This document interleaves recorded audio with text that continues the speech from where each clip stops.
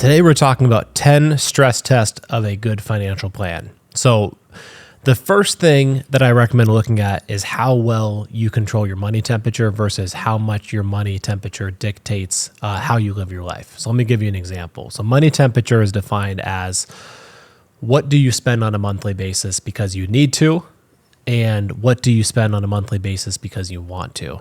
How well you have that in control, and as you get raises, as you have bonuses come in, what are the decision making around that? So instead of having an Excel spreadsheet where we track every single thing you possibly spent money on, a good rule of thumb for your money temperature is just looking at a minimum 25% of your gross income. So for example, if you're making $400,000 a year gross, a minimum of $100,000, 25% gets invested for future either short-term, mid-term, or long-term goals. And generally for long-term, as far as financial independence, a minimum of that is 15%. So if you are doing that on a annual basis, including bonuses, including stock bonuses, etc., generally you have a good control of your money temperature. A lot of people are able to go much higher than that 25%, but if you dip below that, then lifestyle creep or lifestyle inflation may be getting in the way. The second thing we look at is an 80-20 rule. So if you look at your entire balance sheet, making sure that all of the assets you have, at least 80% of your money, is a goal-defined asset in relationship to your financial plan. Is it for college? Is it for retirement? Is it for a vacation house or a down payment on a house? And then only 20% of your assets are tied up into assets that actually require your time, more research. So for example, if you're in a private investment and there's capital calls, if you're in a house that requires all kinds of maintenance. So this 80-20 split is something that we really look for as a good measure of financial health. 80% of your assets working for you. Low stress, they're liquid, they're there to support your life by design. Only 20% of your assets, whether it's because of a private investment or a lifestyle asset that you've chosen that could potentially suck money away from you, we recommend to keep that below 20% of your net worth.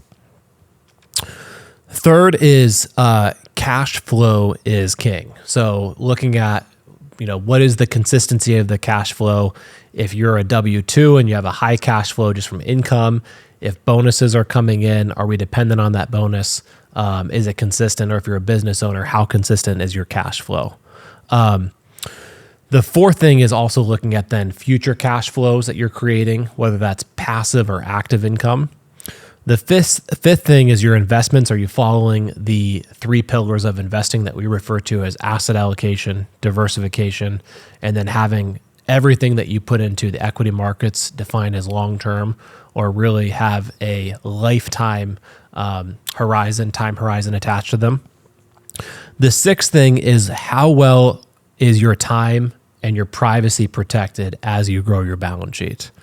The seventh thing is, lifestyle percentages. So, in general, we recommend percentages that you should spend in different categories and making sure you have these really dialed in. And these can be adjusted as far as your preferences. Some people prefer a big house. Some people prefer flexibility and travel.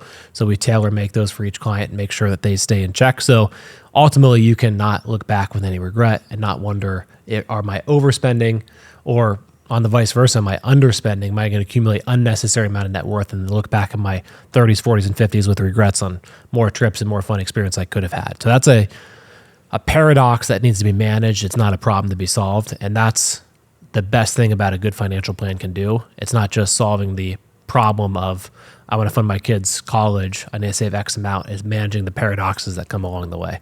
That's a very important one. The eighth thing we look at is, are you following our debt rules? So for example, would be a house. There's 2 rules we have in place. One, total cost should be no more than 30% of your net income. So if you're, as a family, after taxes, 401k contributions, et cetera, bring home $20,000 a month, 30% of that would be $6,000 a month, or your total housing costs, principal, interest, taxes, insurance. In that example, 30% of 20 would be $6,000 a month. And also, is your house valued no more than 2 times your gross income? So for example, if you have $500,000 of income, 2x that would be $1 million.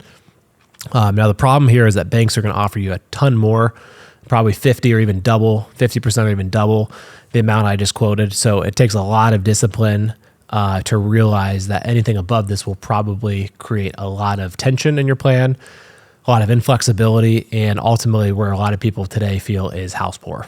So if you follow those two rules, the general rule of thumb is, could you afford more? Yes. But if you want to have a good financial plan on solid track for early financial independence, college savings, things of that nature, following those two rules is going to be your path to freedom to also get those other goals on track, live presently today, and also navigate not having regret later. Ninth thing we recommend, a good stress test, a good financial plan, is looking at your net worth. If you're in a high income, I think it's a very reasonable thing to say is you should look at your net worth by age group in America and make sure you're in the top 10%. Being in the top 1% is probably means you're overly saving and not focused enough on the present today. But the 10% I found through experience is usually a good temperature gauge of managing the paradox of accumulating versus spending.